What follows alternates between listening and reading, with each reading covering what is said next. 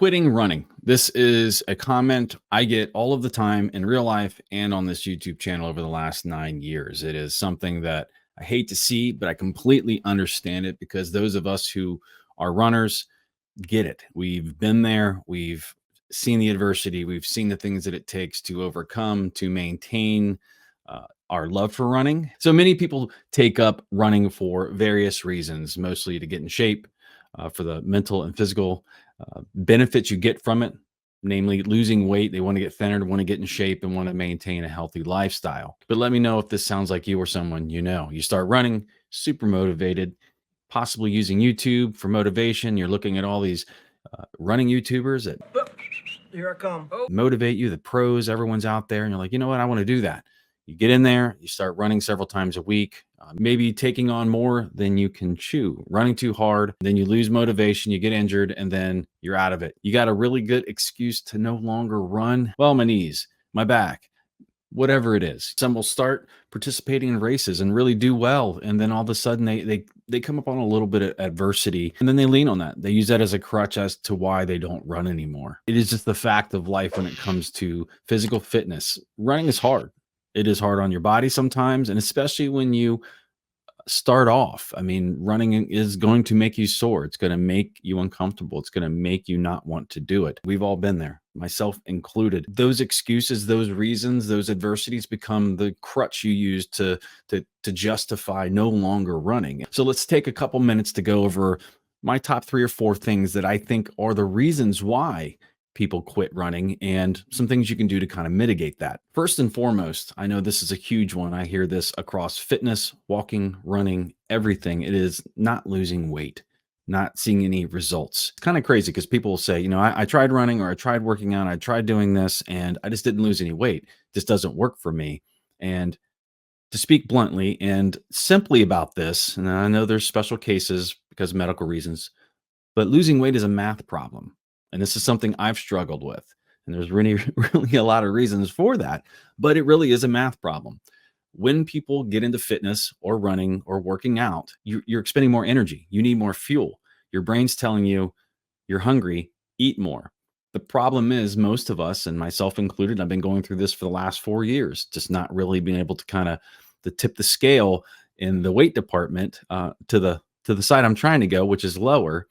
And I know how to do this. That's how hard this is really maintaining a good diet. And it's not saying you have a trash diet or something like that, but you're taking in too many calories. And most people overestimate how many calories they burn and underestimate how many calories they've eaten.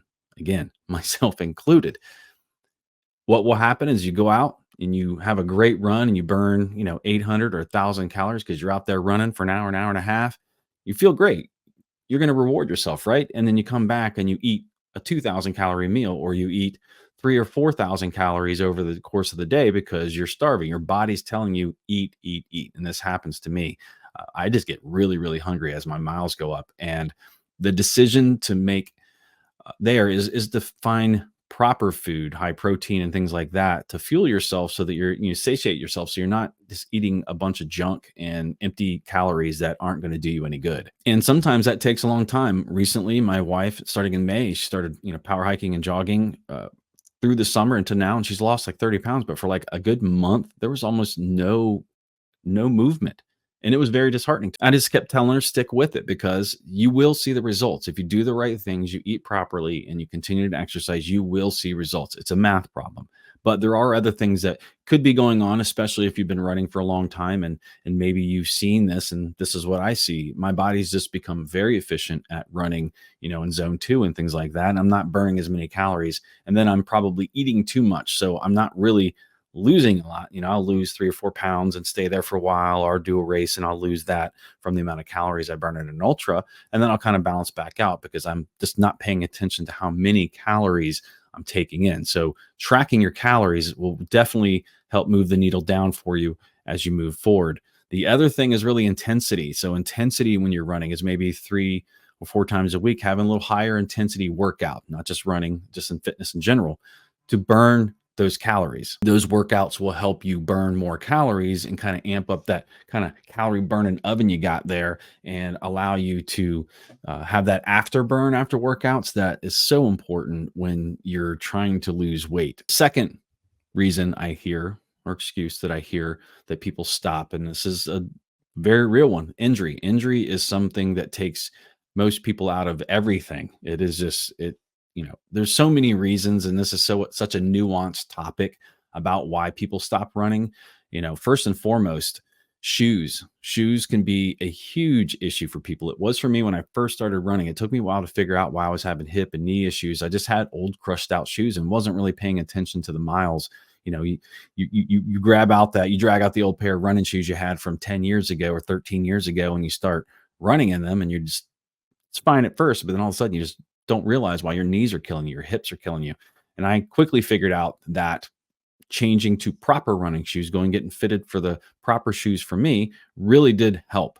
But that was also compounded with having imbalances. Just starting off, your muscles are just not used to your tendons, fascia, all of that are not used to the impact from running, the stresses of running, and that all those factors coming together, and it does lead to injury. So if you do have really strong imbalances, doing a lot of things like strength training or going and seeing a physical therapist to help you with your form and really balancing out those imbalances will help you become a stronger runner. When I switched over to doing trails, really, just the proprioception between the wiring between my head and my feet became better, and I worked on strengthening my ankles and my lower legs, and that has led me to not being injured. I just don't get injured very often. When I do, it's because I usually trip or roll an ankle or something like that, or I do it on the roads. Roads are harder on you, and that is true, than running on trails. So when I stopped doing road races and concentrated more on ultras and trail running, I kind of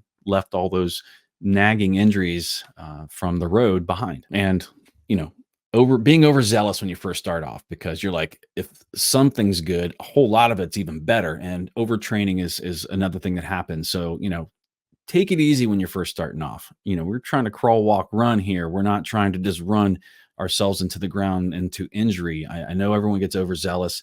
That's why I think supplementing working out, not CrossFit, but cross training is you can do CrossFit. Nothing against those guys and gals. Cross training will help you kind of fill that gap of, I need to keep going. I need to keep seeing results. And sometimes pouring all that energy into just running is not a good thing, especially at the beginning. You need to have kind of a well-rounded body and health approach. So nutrition, cross training, and the correct running shoes and correct running form, and balancing out everything is really going to help you avoid injury. And this is another one I see, and it's funny. I get it. I see this after ultras, but like the kind of one and done, or I'm good now. They do a race or to do a marathon, and it takes up so much of their life and their focus, and it becomes who they are and their personality for months on end. And then they do the race, and it's like, I'm in great shape now. I achieved the goal, and I've lost motivation to continue, or I deserve this break. And then a day turns into a week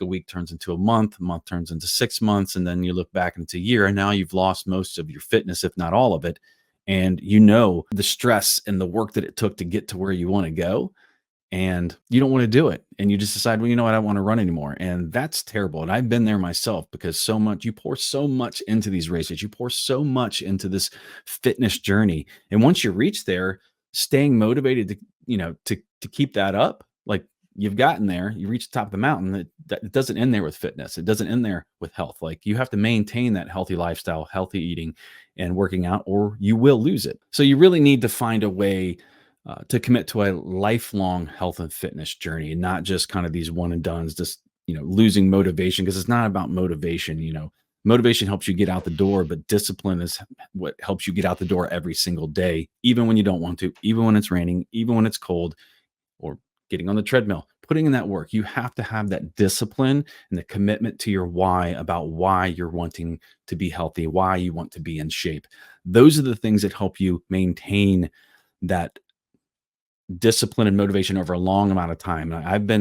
Since my comeback, I've been 4 years now, 4 years of running consistently almost 5,500 miles over that time. And I know tons of people run farther than that. Some run less than that. And it's not about the miles. It's the consistency, maintaining that consistency. That movement every single day adds up over time. It's not just one that's, can you maintain it over time? And that's what you're looking for, that consistency. You know, after you run those races, you're like, I don't have time to do that. You know, you may have to adjust your plans. Maybe you ran a marathon, maybe you don't want to be a marathon runner. Not everyone needs to be a distance runner. You could be 5K or just run a couple times a week and do no races. You know, running can be very cheap in that way. Shoes and you go out and run, you don't have to pay for races. It's about committing to your consistency and your health and your lifelong journey in this, because it is a journey. It's not a destination. You don't just get healthy and that's it. You don't have to keep working on it. You always have to keep working on it. So I know a lot of you out there have been through this, or you're going through it now. Leave some comments down below. If you're struggling, let us know down below. If you've been through this and now you've solved it and you've cracked this nut and you have some tips and tricks on how you get out there every day, you turn the doorknob and you get out there every single day.